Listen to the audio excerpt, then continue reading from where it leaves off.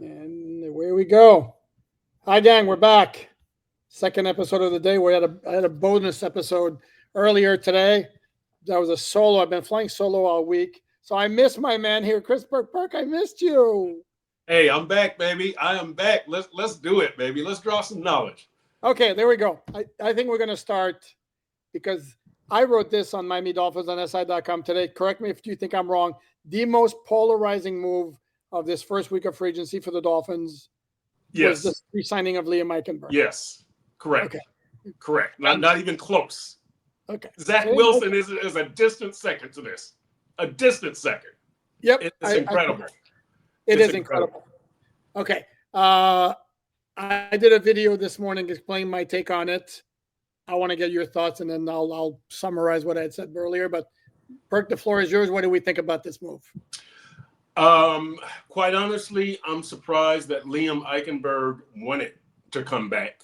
Just kind of knowing fan reaction. Now, look, I talked to Liam quite a bit, and I've talked to him over the years, and he's told me that he's not on social media. And look, Connor Williams was another one who. Yeah, right, exactly. Connor Williams is another one who wasn't on social media, so he's not alone. Robert Jones says he's not. I kind of don't believe him, but I believe Liam for a lot of reasons because Liam is a stand-up guy. Liam cares. Liam is conscientious. I like Liam. However, that's personal. Let's get to business. He's not a quality starter in the NFL. I do stick by my stance. I do think he's a starting caliber player. He started 52 games for an offense that was number 1 in the league, number 6 in the league, and the year they were number 1, number 6 in rushing. So I'm not saying that Liam is going to a Pro Bowl. I'm not saying that he is the number 15 guard out of the 64 starting guards in the league. He's 63, 64, 65, 66. Let's be real. I mean, let's be real. But he is a solid. He's been a solid pro. He's got versatility and he's there. He's always playing hurt, but he's always playing. So you can rely on him from that standpoint. It's not always going to be pretty, but he can get the job done if other guys around him are pretty good, if they're capable. I like Liam personally. I always stick up for the offensive line. I think they get scapegoated. I think the guards specifically get scapegoated, Liam and Robert Jones. So that's my whole take on it. I'm surprised Liam wanted to come back to this, but as long as he's not coming back as going into camp as a starter, all right, let's see what happens. Bingo. And we haven't seen the financial details of the deal yet. We know if it's a 1-year deal. Don't know exactly for how much. Right. Can't imagine it's for very much. Yep. Beyond the social media aspect of it, to me, my question as to why Liam would want to come back is, for lack of a better term, kind of the way the Dolphins jerked him around last year. In training camp, after playing all over the place in his first 3 years, last year he enters basically training camp as the starting right guard. Then while he's working his craft to become the best starting right guard he can be, Aaron Brewer sustains a finger injury in training camp. And, there's a little dot over here. What's going on here? So Aaron Brewer injures his finger, and it's like, okay, Liam, go ahead and do us a solid. Go take the first team snaps at center. Right. Why? And then Liam winds up starting at right guard. If Liam was going to be the starting right guard, why wouldn't you have him focus on right guard and plug somebody else in there at center?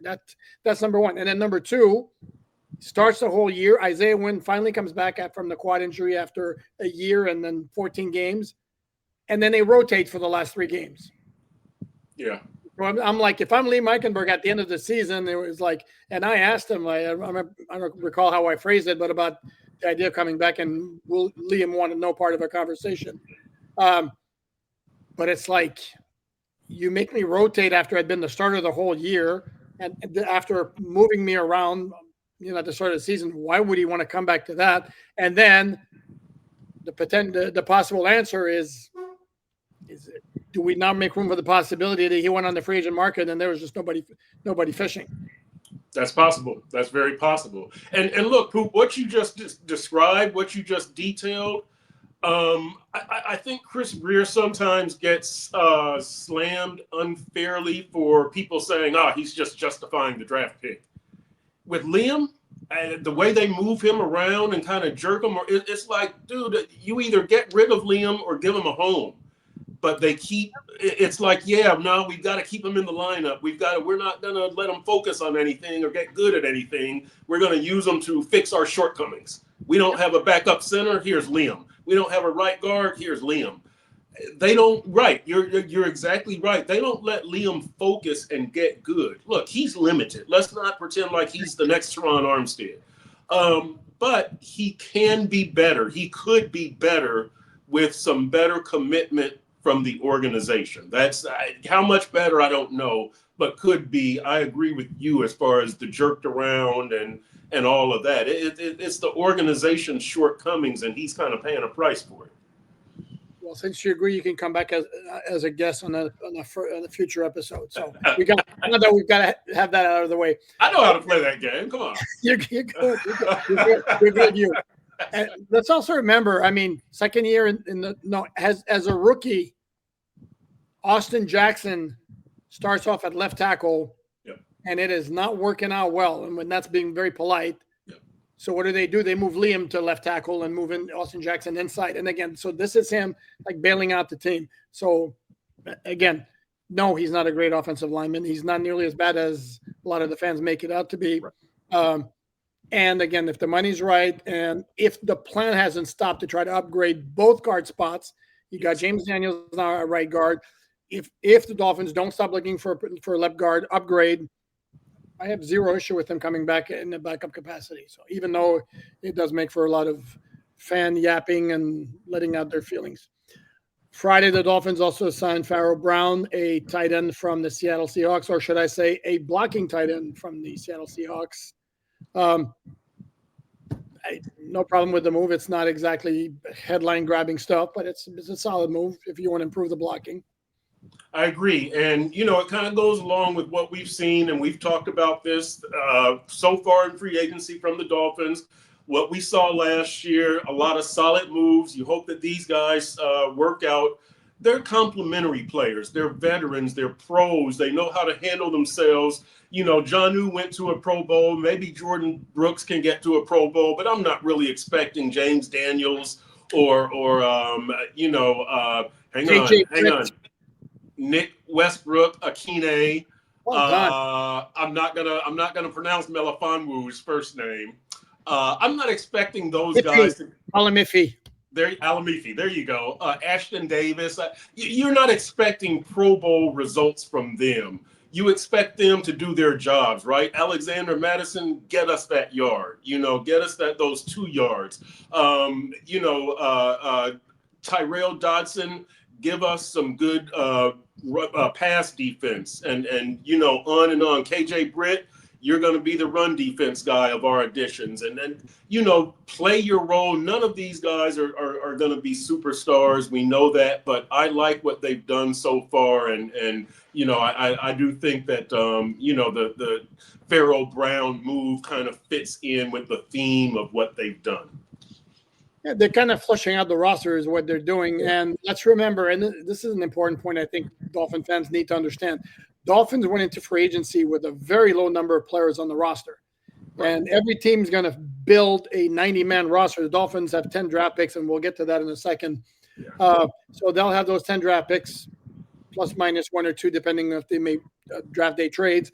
They'll have the UDFAs, but you still have, generally speaking, to have 65 to 70 veterans on the roster. Dolphins were like at 49 entering free agency. So they needed to get some volume in terms of the signing, which is why they've signed like 9 players from other teams, along with re-signing some of their own players. And with the limited cap space, they did not have the cap room to make the big splash moves, especially with the volume that they have to get. Are we surprised at all they haven't made a move in terms of restructuring any of their guys to create more cap space to give themselves even more, slack maneuverability? No. And look, you don't want to extend, let's go for the top Tua. You don't want to restructure, his contract because you're going to add more years to it. You can get out of this thing after 2026. This thing's going to be blown up after you got 2 more years with this. And then this is, unless they show some really dramatic improvement, and that starts with Greer, McDaniel, Tua, Tyreek, Ramsey, Teron, Jalen Phillips, Bradley Chubb, these dudes aren't going to be around in 2027. So you've got 2 years, and it's a do it or get off the pot type of situation. And they're not. I think they're getting off the pot. They're not going to extend the misery. It's you got to do it with the resources that you've got right now. I don't know if that edict comes from Steve Ross or is a Brandon Shore suggestion, the money man. We know Garfinkel has a hand in it, but he's more on the business side. I don't know, but it seems like that edict, you're not tapping the Tua contract extension well. You deal with this that you put yourself into last season, or put us into if you're Steve. Yeah, I'm going to be honest here. Make a confession that I kind of think I've come around a little bit on the idea of restructuring Tua, which I didn't like at first because I don't want to make a long-term commitment longer than it has to be. But here's the thing. The Denver Broncos had a $53 million cap hit for Russell Wilson last year while he was playing for the Steelers, and they made the playoffs. Yep. So it's not like it sounds really bad. No team wants to do that. And I think the Jets are going to have some of that cap pain with Aaron Rodgers after having a different kind of pain with him the past 2 seasons. In 2025, it's not ideal, but it's not like you're flushing the season because that happened. But this is what it is, and we should not have been surprised that this is what's gone on. I haven't talked to you all week, my friend, so your take on selecting Zack Wilson as pretty much as a backup given the contract he was awarded. I don't like it initially. I'll be wait and see on it, but I don't like it for a few reasons. Number one, quite honestly, I don't trust Chris Greer and Mike McDaniel to develop a backup quarterback. Teddy Bridgewater, I liked the selection because he was a veteran. Yes. Come on, fans. Give me comments on this. There you go. But that didn't work out. You definitely did not develop Skylar Thompson. It started off good, but it didn't work out. And then there hasn't been anybody else at backup that stuck long enough. Mike White was here. That didn't end well. He barely played, and then, he loses his quarterback competition, and you never hear from him again. Snoop Huntley, Tim Boyle, CJ Beathard. It's just been this hodgepodge of backup quarterbacks. Nobody has really stuck and showed that they can thrive in the Mike McDaniel system. So that's number one. I don't trust McDaniel and Greer to pick a backup quarterback. Number two, if I'm a veteran player on this team, well, any player, when a backup quarterback comes in, most likely there's going to be a stressed situation, right? Mm-hmm. Third quarter on the road, Tua just went down. Zack Wilson comes into the huddle. You want to feel confident. I would feel confident with Joe Flacco, Marcus Mariota. And again, I know you can't get Tyrod Taylor or Andy Dalton, but these are the guys I would feel more comfortable with than Zack Wilson. And then the third thing is, I think that with Zack, look, it's to his advantage that he's been in the Shanahan system, Mike LaFleur with the Jets when he got drafted. That helps. And I've talked to the backup quarterbacks about being in the Shanahan system. I talked to Skyler about it. I talked to Snoop about it. I did talk to Mike White about it, that you come up in that system, it does help you find jobs. However, Zack has to be ready pretty quickly. And I think that this kind of borders on Mike McDaniel thinking between my coaching and our system, we can have them ready. Remember, Tua has been hurt week 2 last year in 2024, week 4 in 2022. I'm not saying that he's going to get hurt. I'm not saying he's going to get hurt early. What I'm saying is it's happened in 2 of the last 3 years. You need that backup ready. Like you can't do the Chop Robinson. It's going to take me 6 weeks into my rookie year to get hot. Like Zack Wilson has to be ready week 1. And is that going to happen? I don't know. And don't forget, 2021, Tua got hurt in week 2 against the Bills when AJ Epinesa nailed him in the ribs. Oh, yeah, okay. So, yeah, the September has not been a good month for Tua. No. Not at all. Injured 3 of the 5 seasons, been injured in September, causing him to miss games. Yeah. My fear with Zack Wilson is we have a case of a coach who's an offensive mind, who's a smart guy, who may be overestimating his ability to turn around a player. Yep. I.e., cough, Adam Gase, Ryan Tannehill. Yes. And again, I like the reports you get out of Denver that Zack Wilson looked like a totally different guy under Sean Payton than he did under Mike LaFleur or Robert Saleh. Doesn't change the fact he never played in the regular season game. So. Right. Any of the moves really stick out to you as ones you really, really like? No, I think what I really like is they have shown some restraint. I mean, they really don't have much of a choice. But, again, I think really to me, this is going to be filling roles. Again, Alexander Madison and Terrell Dodson and, guys like that, KJ Britt. And it's going to be attitude. You need to get some guys with good attitudes and with aggression and physicality. We've talked about this. They got started on the right track down that road last year with guys like Aaron Brewer and Jonnu Smith and Calais Campbell, Saran Neal. You did a good job. Keep that train going. You need more aggression. And I'm not just talking about like, we're going to go hit somebody and knock their head off. I just mean an aggressive physical attitude, play calling, and just everything. I mean, I've said this before. It's the most relaxed locker room I've ever been in 29 years of pro sports. It's like nobody's worried about losing their job. Everything is cool. Everything is chill. It's a very fun, friendly atmosphere, which is great, but you need a little bit of an edge. You need some aggression, and I hope that the new guys continue. I hope they bring that like last year's guys brought. What's the level of the knucklehead factor these days, Perk? It's still low. It's still a very low knucklehead factor in this locker room.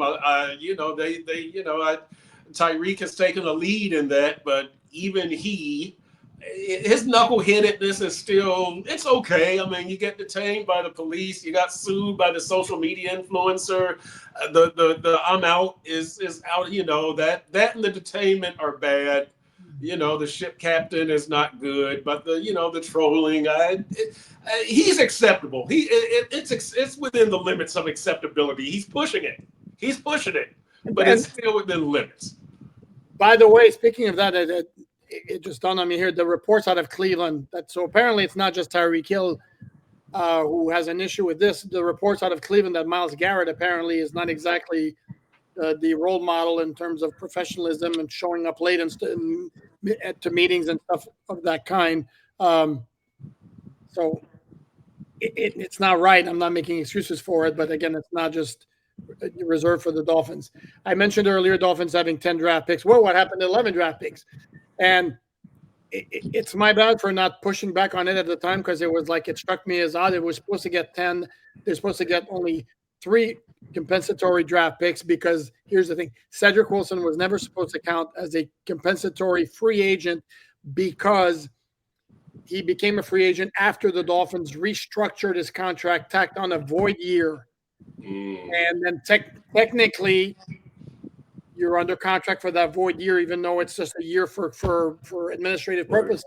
So technically he was released. He wasn't a free agent who then becomes subject to the compensatory formula. So this is why all along folks like us and the good folks at Over the Cap had the Dolphins pegged for 3 compensatory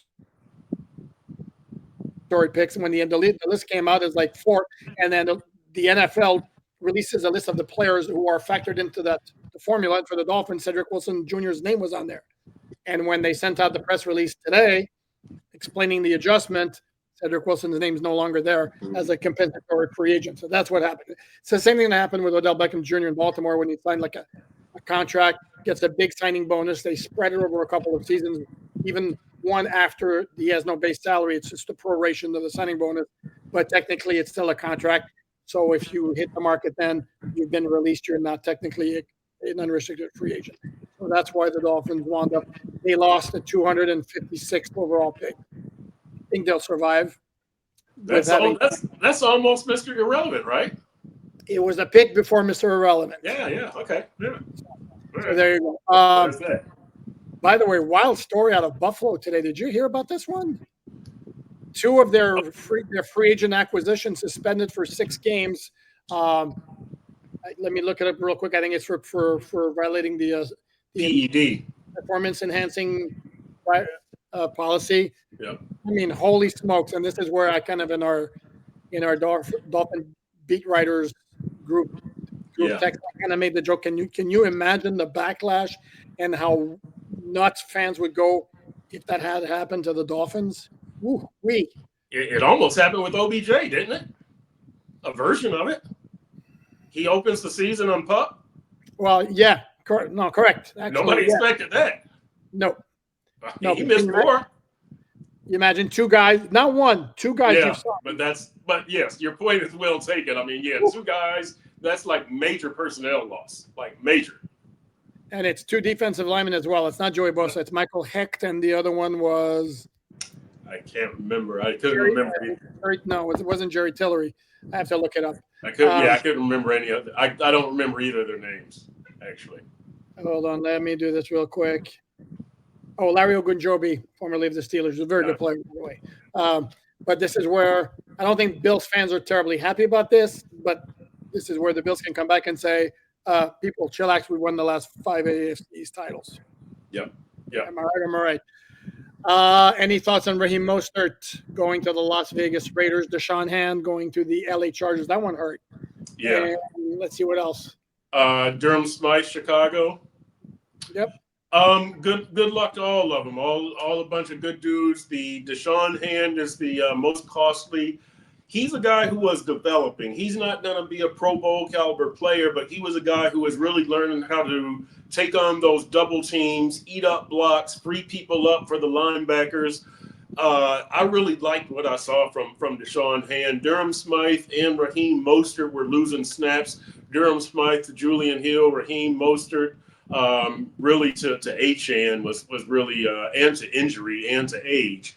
So but what a classy individual Raheem Mostert. I mean, we all respect and really like Raheem. So really good luck to Raheem. Yeah, good luck to all of them. Good luck to Javon Holland with the New York Giants. Good luck to Braxton Berrios with the Houston Texans. Good luck to Robert Jones with the Dallas Cowboys. And I just lost my train of thought. Hey, question for you. Go ahead. Where do you place, looking ahead, how much value do you place on getting a cornerback in the draft a starter in the draft as opposed to free agency? And are you thinking you have to go first round if it's the draft? Yeah. Generally speaking, yeah. If you're gonna tap your starter, he better be in the first round. And this is what the same situation applies at D tackle. Dolphins are low on D tackles. They have Zach Sealer and Matt Dickerson, and that's it. That's a big area of concern right now. So again, there'll be a lot more moves between now and the draft. Yeah. But right now, it has to me. Forget about Tyler Warren or even Ashton Gentile is available. Don't say it, Perk. To me, right now, it would scream DT or cornerback. This is where even more so than a safety. Even though the 2 safeties they signed should not necessarily be penciled in, as these are your guys going to be your starter without question, and don't bring anybody else. Because Ashton Davis was mostly a special teams guy with the Jets. Even though to me he's got intriguing upside, and I'm a big fan of Ife Melifonwu, formerly the Lions, former 3rd-round pick, and play some cornerback and in talking to my buddy John Macaroon, publisher of Detroit Lions on SI, if Anthony Weaver was so inclined, he's got a skill set and has been used in the past, sort of kind of like Kyle Hamilton. Intriguing. Very intriguing. So let me ask you this, and I don't know where you come down on the BPA, but are you drafting by need in the first 3 rounds, considering you might need a starting guard, you might need a starting DT, and you might need a starting safety? So if what's my man's name, the tight end in Penn State? Warren, right. If he's there as the BPA, do you take him, or you've got to fill needs, right? You've got to fill needs in the first 3 rounds. You do, unless, but you don't pass up. Like if Tyler Warren's going to be Brock Bowers, this is the comparison I make. Yep. And he's going to be an All-Pro for 10 years straight. I can live with it, even if you miss out on the chance to fill a need. If he's there and he's much better than anybody else at any other position. And it's not just Tyler Warren. If you decide Ashton Genty is that guy, or even because there's some right now, we're talking about the Hampton at North Carolina being just as good a running back prospect. But if you have a conviction on a guy at 13 that he's so much better than everybody else that you have an All-Pro for 10 years, as opposed to forcing a need, cough, cough, Austin Jackson, cough, cough. He's the one who kind of really jumps out. Okay, if Will Campbell from LSU is there, the offensive tackle. Well, but you can play him at guard, so he provides both. You can slide him at guard for the first couple of years. That's true. That's true. So that's a bad example. Like there are a couple of, to me, playing the positional value game, the positions you don't take very early, in the top half of the first round, unless the guy's a special talent, is tight end, safety, guard. Yeah. The Dolphins needs. Well, they also need a cornerback and they need a D tackle. So to me, right now, I would, again, all things being close to equal in terms of the prospect potential and ability, that's where you go. Yeah, and then to your point, there's no Minkah Fitzpatrick that we know of. I know that Malachi Starks is there and Nick Emenwari. I don't know if they're the next Minkah, if either of them. They're really good though. They're really good. Both of them are really, really good. But I would actually take Malachi at 13, definitely. But yeah. Yeah, and again, if you have a safety who becomes more than a safety, like Kyle Hamilton was number 14 in the draft, and Minkah also, and the vision with Minkah was good. What Brian Flores wanted to do with him, was to use him as a Kyle Hamilton type of jack of all trades, and Minkah wanted no part of it. Right. Minkah and his mom wanted no part of it. Right. That's more importantly, his mom. We remember the joint practice against the Tampa Bay Buccaneers, where he did not look the part, and then she got involved into it in social media. Yep. But if you get that kind of guy, then to me, it's not a pure safety, if that makes any sense. So then I would bend my rule. Like a tight end, like the Raiders last year didn't need a tight end. They really didn't. They had Michael Mayer with the draft of the year before, but Brock Bowers, and he proved to be a complete. So that guy's going to be an All-Pro for 10 years. Yep. And the Raiders weren't going to go anywhere anyway last year. Right. So it worked out fine. It was a good move for them. But usually, and a guard, if it's a Quentin Nelson, that kind of guy, sure, go ahead and pick him. But not that much higher. And then the Dolphins kind of bent the rule a little bit when they took Mike Pouncey. I want to say was 15th overall. I think so, yeah. And he was a center/guard. Very, very good player. Yeah. Did the Dolphins go anywhere with him? Not really. I mean, they made the playoffs one time with him, and that was the 2016 when they surrounded him on the offensive line with Laramie Tunsil, and they had Brandon Albert that year, and they had Jermon Bushrod, a free agent guy coming from New Orleans, and they had another first-round pick at right tackle. Yeah, so, Juwan James. So you have to supplement him. And Jay Ajayi went crazy for 5 games or whatever it was, 4 games, whatever it was. And this is where the part we should mention from Boise State, Jay Ajayi, just like the new Dolphin running back Alexander Madison, who does not have great career numbers, however, has been very good at converting 3rd and 1 and 4th and 1 situations, which I don't know might come in handy for a team like the Dolphins, right? Might, yeah, it might, yeah. I mean, the jet sweep is fun, but I would rather see them crash it straight through the middle. Point A to point B, straight line, all that kind of stuff. Yep. Okay, not to put you on the spot before we wrap this up. Your prediction: the next player the Dolphins sign. How's that for a tough assignment? Oh boy, can I go position?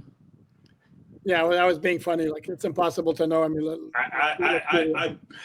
I'm thinking that the next player they sign is probably going to be a cornerback with special teams experience. By the way, the Quentin Bell thing. I wonder how much is it Craig Auckland? What's the new special teams coach?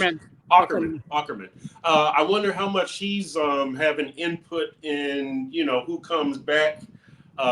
You've got to rebuild special teams. There's a reason that he's here, right? You fired your special teams coach, so I wonder if he's getting any input. And definitely Quentin Bell. We can do without Durham Smythe. Raheem's never going to return kicks for me. Blah blah blah. Elijah Campbell coming back. Definitely Elijah Campbell. Yeah, definitely. Oh, and I want to say something about Elijah Campbell because it's out there on social media by some Dolphin writers, and again, I like to be the straight shooter and all that this notion that Anthony Weaver really liked him because he made a comment in training camp. Don't sleep on Elijah Campbell. Elijah Campbell's a good dude. I like Elijah Campbell. He's a good depth player in the secondary. He's a special teams ace. That's what he is. Right. That's not. I mean, let's be honest about this. And let's remember, Anthony Weaver is like the most optimistic man ever. Like he's like Mike McDaniel optimistic. So not to discredit Weave, but he doesn't speak ill of anybody.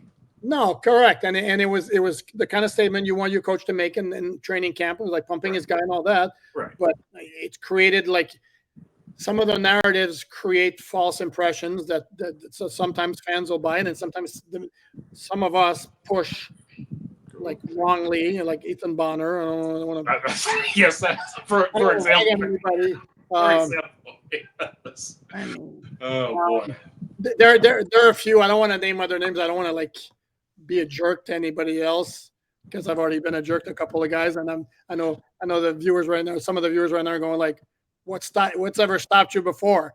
I try to be straightforward and honest and all that, and that's just the deal. Yeah, I'm with you. I think the next signing has to be a DT or a cornerback. It's not going to be anybody of like I would think of like a major name or somebody who's going to break the bank. That's not how the Dolphins are operating right now. But they do have to get some reinforcements at those two positions. That's going to wrap it up. We got some golf on. Okay. What about Benito Jones on that note? That could be the next signing. Sure. I kind of think the Dolphins wouldn't mind an upgrade. I mean, Benito Jones is okay. I mean, and then for the price tag, I could see him coming back. I could see him like seeing what's out there on the market. He'd be a guy who would think a cornerback. I think Saran Neal could come back, but again, that would be more of a special. He's a very very right. That would be right. I can see that. Yep. Yeah. So we shall see. As I was asking before, any golf on the horizon this weekend, my friend? Yeah, I'm playing Saturday. So we'll see what happens, man. Fingers crossed. Okay. Hit him long, hit him straight. He is Chris Perkins from the South Florida Sun Sentinel. Catch his fine work at sunsentinel.com, on X, whatever you want, or Twitter at Chris Perk. Catch my fine work on Miami Dolphins on SI.com. You know where to find the podcast, obviously, because you're watching it right now. Also on audio format, wherever you get your audio podcasts. If there's significant news breaking over the weekend, I'll either do a little quick video talking about it, or we'll do a full episode. If not, see you guys Monday. Have a great weekend, everyone.